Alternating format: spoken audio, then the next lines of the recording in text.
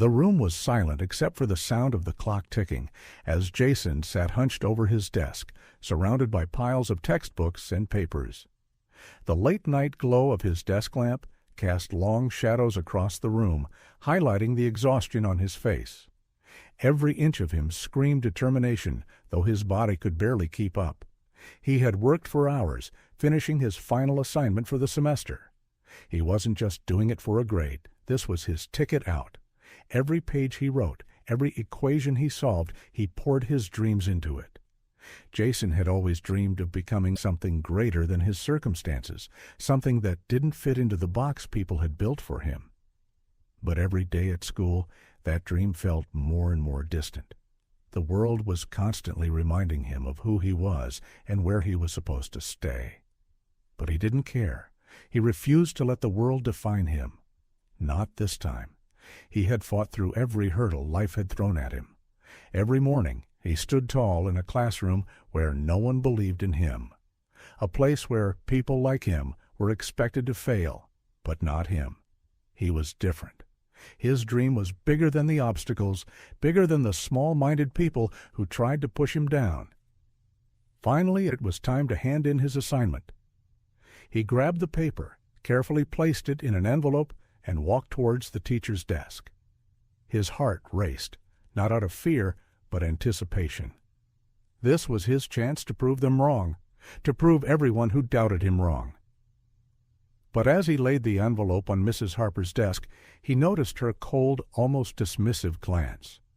She didn't even bother to look up as she took the paper, only to mutter something under her breath. We'll see if this is good enough. I don't have high hopes for you." Jason froze. He felt a knot in his stomach. Was that it? All the hours of hard work, the sacrifice, the belief in himself, just dismissed in an instant? His classmates, who had been quietly watching, looked away. No one said a word. It was as if this was normal. But Jason's fists clenched. He had spent his whole life fighting to be heard, and here he was again, faced with the same bias, the same judgment. But no matter how harsh her words were, no matter how many times she dismissed him, there was one thing she didn't know. Jason wasn't going to break. But the teacher's cruelty wouldn't break his spirit. It would only fuel his fire. Days passed, and the pattern remained the same. Jason found himself walking into Mrs. Harper's class each morning, heart pounding in his chest. The students around him chattered, oblivious to the tension he felt as he sat down at his desk. But it was more than just the assignments and lectures. It was her eyes, the way she looked at him like he didn't belong, like his dreams weren't even worth considering. It was as if she was waiting for him to fail. And every time he handed in a paper or gave an answer, the response was the same, dismissive. "Jason, maybe you should consider another path. This level of work isn't for everyone," Mrs. Harper had said once, her voice dripping with condescension. Her words echoed in his mind. Maybe she was right. Maybe he wasn't cut out for all of this. That night, as Jason stared at his textbooks, a wave of frustration washed over him. His dreams felt so far away. There were moments when doubt crept in, and the weight of constant judgment was too much to bear. He'd never been the smartest in the room. He didn't have the connections others did, but he had something they didn't, a drive. Jason slammed his fist against the desk. He had worked so hard, sacrificed so much. But no matter what he did, it never seemed good enough for her. No matter how many hours he put in, she still found a way to tear him down. How could she be so cruel? Why couldn't she see his potential? As the days went on, the assignments grew more difficult, and Mrs. Harper's disdain became more apparent. She started giving him impossible tasks, extra homework, projects with unclear instructions, and harsh critiques that left him questioning everything. Other students breezed through the work with ease, but Jason felt as if he was running a race where the finish line kept moving further away. At home, his mother asked how school was going. He forced a smile, hiding the frustration that had built up inside him. "It's fine," he'd say. But the truth was, he felt like a failure. Every grade felt like a mark on his future. Every missed opportunity felt like another chance slipping through his fingers. One evening, after another tough day, Jason sat alone in his room. He glanced at the papers he'd worked on all week, the ones that were graded harshly, the ones that seemed to mock his every effort. His hands trembled as he picked up the next assignment. What was the point? Maybe Mrs. Harper was right. Maybe he wasn't cut out for this. Maybe he wasn't smart enough, talented enough, or good enough. But then he remembered the words his grandmother always told him. The world may knock you down, but it's how you get up that counts. Jason took a deep breath and wiped away the tears that had threatened to fall. No matter how many times she tried to break him, he would rise. His dreams were still alive, burning in the depths of his heart. Mrs. Harper's judgment couldn't define him. Gripping the pencil in his hand, he began to write again, slowly but with purpose. The cruelty of others can only control you if you let it, and Jason wasn't about to let that happen. It had been months of struggle. Jason had tried everything he could think of to prove his worth, but nothing seemed to work. Mrs. Harper's judgment had taken its toll, and the weight of her criticism had only gotten heavier. But one morning, something changed. Jason was sitting in the school library, trying to focus on his assignments, when the school's guidance counselor, Mr. Patterson, approached him. He'd never really paid much attention to him before. He was just the guy who made announcements over the PA system. But this time, Mr. Patterson looked at him with something different in his eyes. "Jason, I've been keeping an eye on you," Mr. Patterson began, sitting down across from him. "You've got potential.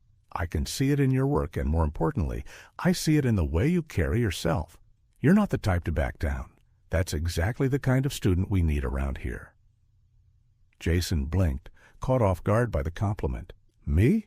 But Mrs. Harper, she's never really given me a chance."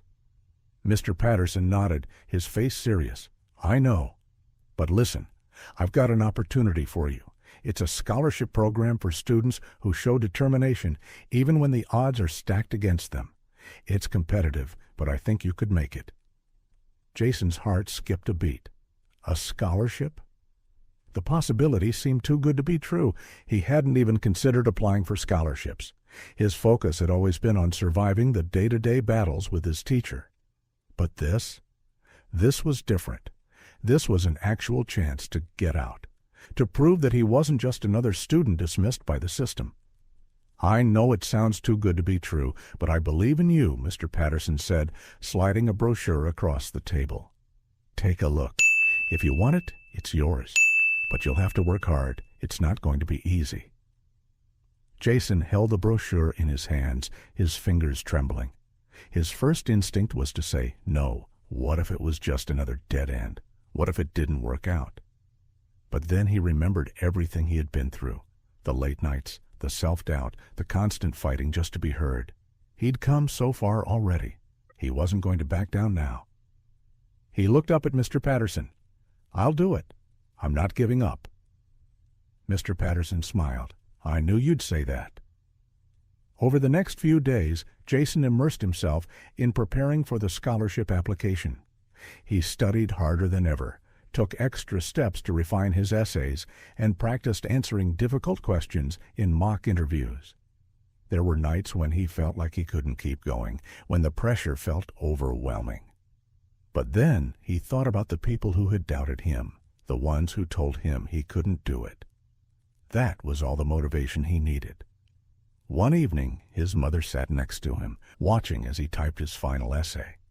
She reached out and placed a hand on his shoulder. "You've come so far, Jason. I'm proud of you, no matter what happens. But remember, you're already winning by not giving up." Her words struck a chord deep within him. She was right. The real victory wasn't just the scholarship, it was his resilience, his refusal to quit in the face of adversity. He had the heart to keep going, and that was something no one could take away from him. The day of the interview arrived, and Jason walked into the room with his head held high. He wasn't nervous anymore. He wasn't afraid. He knew he had already proven something far more valuable than any scholarship. He had proven to himself that he was capable of greatness. Sometimes, the hardest battles lead to the greatest opportunities. Jason had faced the worst, but now he was ready for the best. It was a day Jason would never forget. The email had come in just a few hours ago, but the reality hadn't hit him until he stood there, staring at the screen, trying to process what he was seeing. He had done it. He had won the scholarship. His hands trembled as he read the acceptance letter again. "We are pleased to inform you that you have been selected for the prestigious scholarship program. Congratulations on your achievement." Jason couldn't believe it. After everything he had gone through, all the late nights, the struggles, the doubts, this was it.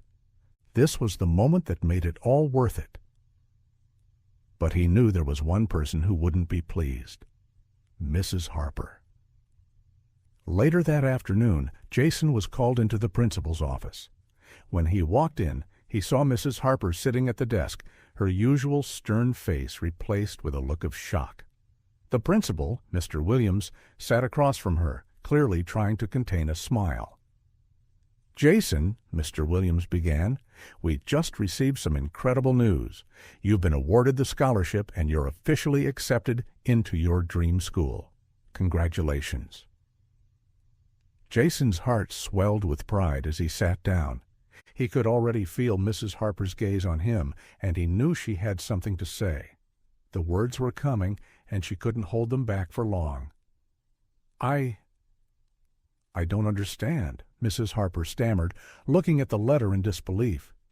How did you even manage this? After everything? I gave you every opportunity to fail. You shouldn't have made it this far." Jason looked directly at her, not out of anger, but with the quiet confidence that only someone who had faced hardship and come out on top could possess. "It wasn't your judgment that defined me, Mrs. Harper," he said, his voice steady. "It was my willpower."